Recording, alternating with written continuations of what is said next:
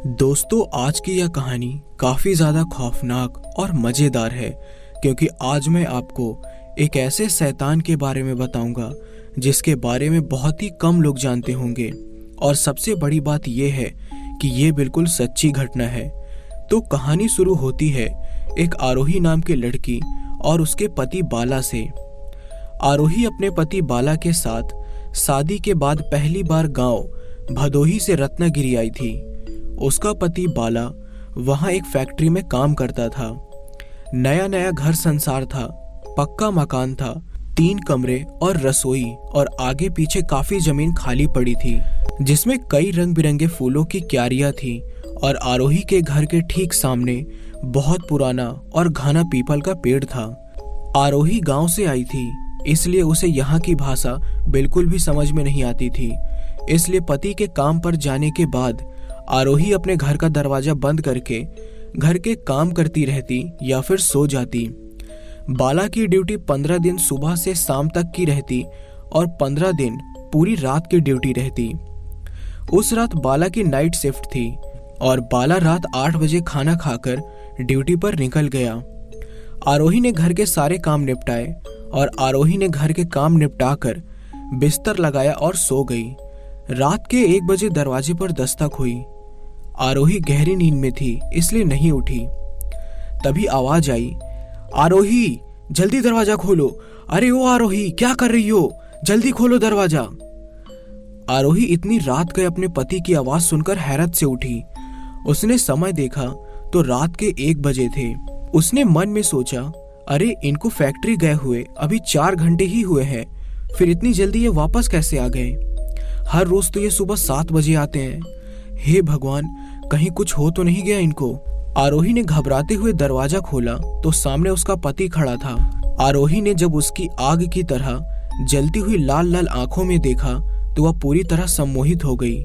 उसका शरीर निढाल हो गया और आरोही गस खाकर वहीं गिर पड़ी।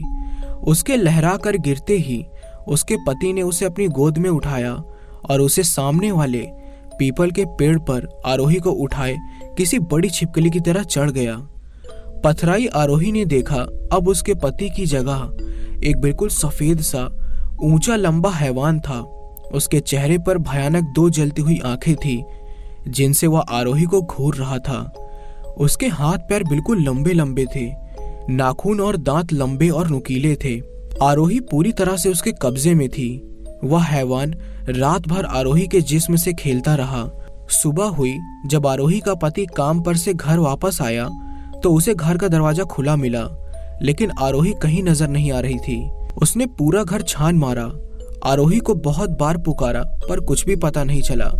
उसने अड़ोस पड़ोस में भी आरोही के बारे में पूछा तो उन्होंने बताया जब सुबह उन्होंने दरवाजा खोला तो उस वक्त भी आरोही का दरवाजा ऐसे ही खुला था, लेकिन उन्होंने आरोही को नहीं देखा। बाला ने आरोही को हर जगह तलाश किया लेकिन आरोही कहीं नहीं मिली। तभी एक बच्चा आकर बोला, अंकल, वो आंटी वहां उस पीपल के पेड़ के नीचे बेहोश पड़ी है। बाला दौड़कर उस पीपल के पास गया तो देखा आरोही वहां जमीन पर बेहोश पड़ी थी। सारे कॉलोनी वाले खबर पाकर इकट्ठा हो गए। कॉलोनी की औरतों ने बताया कि इस पीपल के पेड़ पर तो मुंजा का वास है, जरूर या उस मुंजा का ही ये काम है।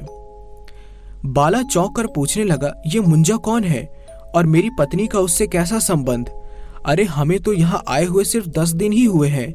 मेरी आरोही तो किसी को यहाँ जानती भी नहीं है।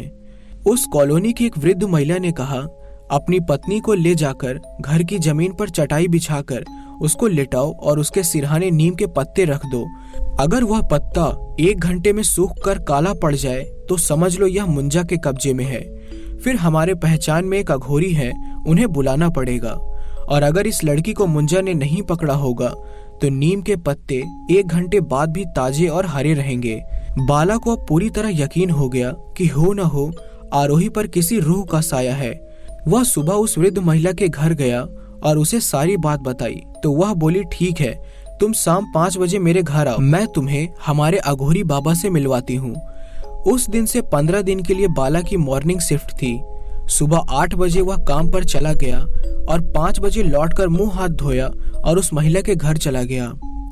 वह महिला उसे घने जंगल में बनी एक कुटिया में ले गई जहां वो अघोरी साधना कर रहा था। वृद्धा ने सारी बात उन अघोरी को बताई और सूखे हुए नीम के पत्ते अघोरी को दिए। अघोरी ने उन पत्तों को सूंघते हुए बताया कि आरोही पूरी तरह से मुंजा के वश में हो गई है। बाबा, ये मुंजा का मतलब क्या है? बाला ने पूछा तो अघोरी ने बताया, मुंजा मतलब एक ब्राह्मण राक्षस भूत होता है।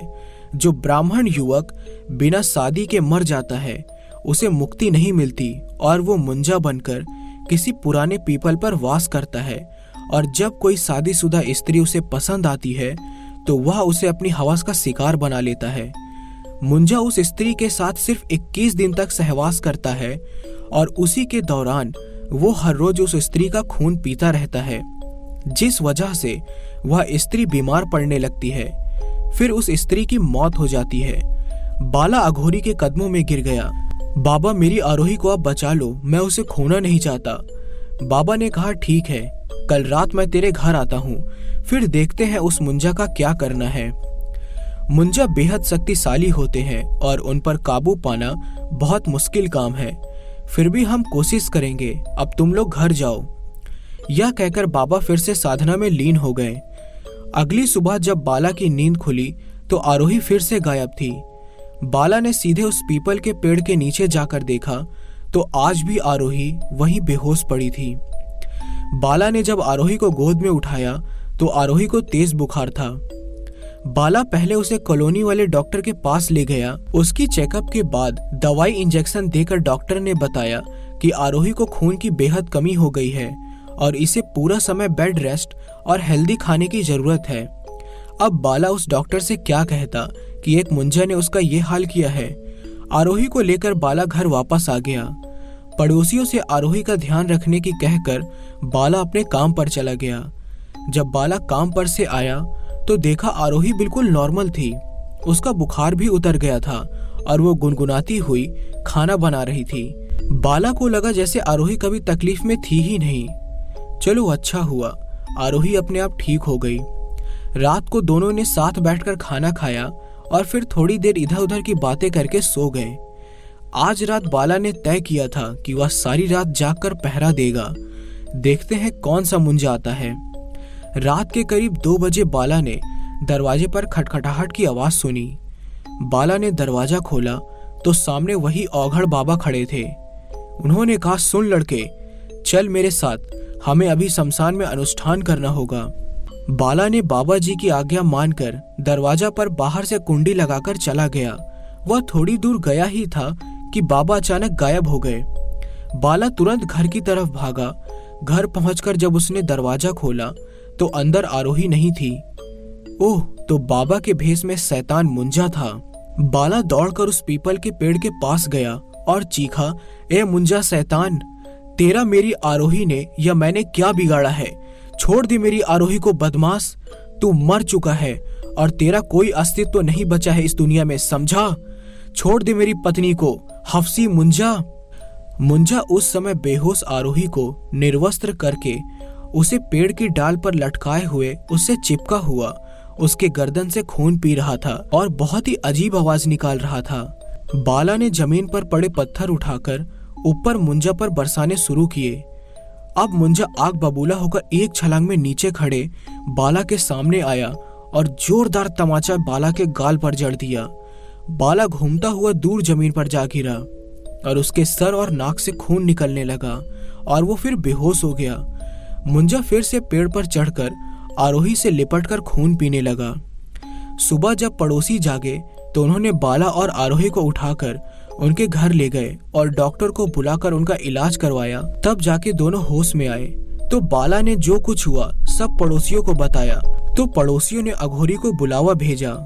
अघोरी ने आकर मसान की भस्म अभिमंत्रित करके 2 तावीज बनाया और आरोही के साथ साथ बाला के भी बाजू में बांध दिया। अब जब तक यह तावीज तुम दोनों के बाजू में बंधे रहेंगे तब तक कोई भी बुरी शक्ति तुम्हारे करीब नहीं आ पाएगी।